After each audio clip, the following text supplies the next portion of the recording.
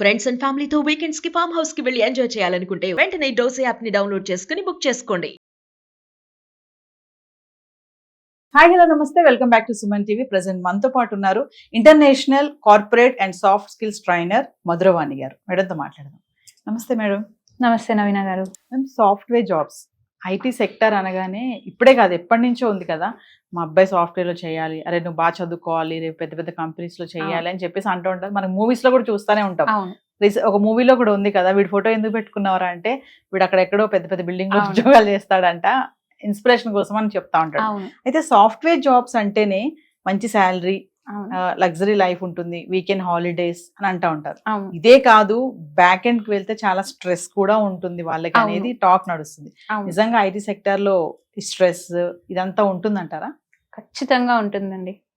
అంటే వాళ్ళకి ప్రాజెక్ట్స్ ఉంటాయి, డెడ్ లైన్స్ ఉంటాయి. అంటే కంపెనీస్ కూడా క్లయింట్ నుంచి స్ట్రెస్ ఉంటుంది. ఇప్పుడు వీళ్ళు ఒక డెడ్ లైన్ తీసుకుంటారు ప్రాజెక్ట్ కోసం, ఆ డెడ్ లైన్ లోపల వాళ్ళు ప్రాజెక్ట్ ఇవ్వాలి. లేకపోతే ఖచ్చితంగా కంపెనీ మేనేజ్మెంట్ ఎంప్లాయీస్ మీద స్ట్రెస్ పెడుతుంది కదా, మీరు ఏం వర్క్ చేస్తున్నారు, ఇంకా ఎందుకు డెడ్ లైన్ అవ్వలేదు అని. ఖచ్చితంగా చాలా స్ట్రెస్ ఉంటుంది. అంటే బయటికి ఎంత బాగా కనిపిస్తుందో లోపల అంతే వర్క్ లోడ్ స్ట్రెస్ కూడా ఉంటుంది. అంటే మనం చాలా మంది వింటుంటాం కూడా, చాలా స్ట్రెస్ ఉంది, వర్క్ లోడ్ ఎక్కువ అయిపోతుంది, చేయలేకపోతున్నాము అని. ఖచ్చితంగా స్ట్రెస్ అనేది ఉంటుంది వాళ్ళకి. ఇప్పుడు వర్క్ ఫ్రమ్ హోమ్స్ కూడా ఇస్తున్నారు కదా, అంటే రిలాక్స్ గా చేసుకోవచ్చు కదా, అంత స్ట్రెస్ ఏముంటుంది? అంటే వర్క్ ఫ్రమ్ హోమ్ రిలాక్స్ గా చేసుకుందాం అంటే వాళ్ళకి టార్గెట్ ఉంటుంది కదా డైలీ. ఇప్పుడు మీరు 6 లోపల ఈ టార్గెట్ కంప్లీట్ చేయకపోతే అఫ్ కోర్స్ స్ట్రెస్ కదా, మీరు ఇంకా 2 hours ఎక్స్ట్రా కూర్చొని చేయాలి కదా. వర్క్ ఫ్రమ్ హోమ్ అంటే అందరూ ఏమనుకుంటారా, ఇంట్లో వంట చేసుకుంటా చేయొచ్చు, ఇంట్లో పిల్లల్ని చూసుకుంటా చేయొచ్చు అనుకుంటారు. కాదు, మీకు ఇప్పుడు 9 to 6 షిఫ్ట్ లో మీకు మీ డెడికేటెడ్ వర్క్ ఉంటుంది. మీకు ఆ వర్క్ కంప్లీట్ చేస్తేనే 6 కి మీరు లాగౌట్ అవ్వచ్చు, లేకపోతే నెక్స్ట్ డే మీకు ఎక్స్టెండ్ వర్క్ అవుతుంది. అదొక ప్రెషరే కదా, మళ్ళీ అదొక స్ట్రెస్సే కదా. ఇప్పుడు ఏఐ వచ్చేస్తుంది, ఐటీ సెక్టర్ అంతా కూడా పడిపోతుంది అని చెప్పి చాలా టాక్స్ ఉన్నాయి, చాలా వీడియోలు వస్తున్నాయి. మేము కూడా చాలా వీడియోస్ చేసాం వాటిపైన. అంటే ఆర్టిఫిషియల్ ఇంటెలిజెన్స్ వల్ల ఎఫెక్ట్ అయ్యేది ఇవే ఐటీ సెక్టర్ అని అంటున్నారు. ఎప్పుడు జాబ్ ఉంటుందో పోతుందో తెలియదు అని చెప్పేసి కూడా టాక్ నడుస్తుంది. అది నిజమే అంటారా? మీరు అందులో ఉన్నారు కాబట్టి. అవును, నిజమే. కాకపోతే ఒక పాయింట్ ఆఫ్ వ్యూలో చూస్తే ఏఐకి మొత్తం టెక్నాలజీ తెలుసు, కానీ ఏఐకి లేనిదేంటి? Human touch. మనలో ఉన్నది ఏఐలో లేదు. అన్ని ఏఐ చేస్తుంది, మీ మిస్టేక్స్ అన్ని కనిపిస్తుంది. కాకపోతే మనం ఆలోచించే అంత, అంటే మన ఎక్కడో ఒక మనకి హ్యూమన్ టచ్, ఎమోషన్ ఉంటుంది. ఏఐకి ఎమోషన్ ఉండదు. సో ఒకానొక చోటు ఏఐ, మీరు ఇప్పుడు ఏఐ లేదని సెర్చ్ చేసేటప్పుడు కూడా ఏఐ కింద డిస్క్లైమర్ ఇస్తుంది, అన్ని కరెక్ట్ ఉండకపోవచ్చు, ఒక్కసారి మీరు రీచెక్ చేసుకొని అని ఉంటుంది. సో మీరు ఏఐని నమ్ముకొని బతికేద్దాం అనుకున్నారు అనుకోండి, సరే ఒక 1-2 years నడిచిపోతుంది. ఒక చిన్న మిస్టేక్ మీరు సరే కరెక్టే ఇస్తుందని నెక్స్ట్ టైం నుంచి చూసుకోకుండా డైరెక్ట్ వర్క్ చేస్తారు. అప్పుడైనా మీరు మేనేజ్మెంట్ కి దొరికిపోతారు కదా ఏఐ నుంచి అని. సో అంటే ఏఐ మీద డిపెండ్ అవ్వచ్చు, కాకపోతే మన ఓన్ టెక్నాలజీ, మన ఓన్ థింకింగ్ కూడా పెట్టి ఆ ఏఐ నుంచి తీసుకున్న దానికి కొంచెం అప్గ్రేడ్ చేసి ఇస్తే అప్పుడు మీకు ఏం ప్రాబ్లం ఉండదు. ఒక క్వశ్చన్ అండి, ఇప్పుడు వర్క్ రాని వాళ్ళు, కష్టపడని వాళ్ళు ఐటీ సెక్టార్ లో సర్వైవ్ అయిపోవచ్చు అంటే?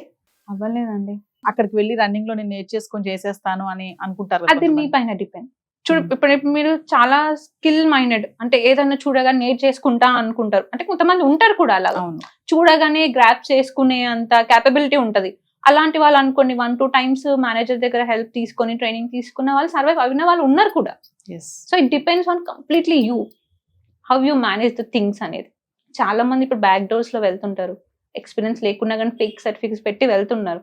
కొంతమంది సర్వైవ్ అవుతున్నారు, కొంతమంది వచ్చేస్తున్నారు. వాళ్ళు ఎలా సర్వైవ్ అవుతున్నారు? Because they have the knowledge, ఆ క్యాపబిలిటీ ఉంది వాళ్ళకి. అక్కడ వర్క్ ని, ఎన్విరాన్మెంట్ గ్రాప్ చేసుకునే క్యాపబిలిటీ ఉంది కాబట్టి వాళ్ళు సర్వైవ్ అవుతారు. ఎవరైతే అంత క్యాపబిలిటీ లేని వాళ్ళు ఉంటారో, అంత కొంతమంది కాన్ఫిడెన్స్ తో చేస్తారు, నమ్మించేస్తారు. కొంతమంది అలా ఉండరు, అలా ఉండని వాళ్ళు తీసేస్తారు కదా. స్ట్రెస్ మేనేజ్మెంట్ అని అంటున్నారు.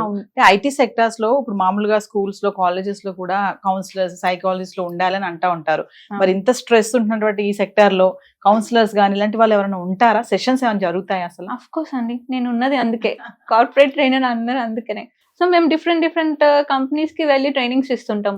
అంటే మేము క్లయింట్స్ పెయిన్ పాయింట్ తెలుసుకుంటాం. ఇప్పుడు టెలికాలర్స్ ఉన్నారు అనుకోండి, కాల్ పర్ఫార్మెన్స్ మంచి లేదు, లీడ్ కన్వర్ట్ అవ్వట్లేదు అంటారు. సో వాళ్ళ కోసం మేము పర్సనల్ గా ఒక ప్రోగ్రామ్ క్రియేట్ చేస్తాం. సో వాటిపైన ట్రైనింగ్ ఇస్తాం. మా ప్రోగ్రామ్ తర్వాత కాల్ క్వాలిటీ పెరుగుతుంది, కాల్ లీడ్ కన్వర్షన్స్ పెరుగుతాయి.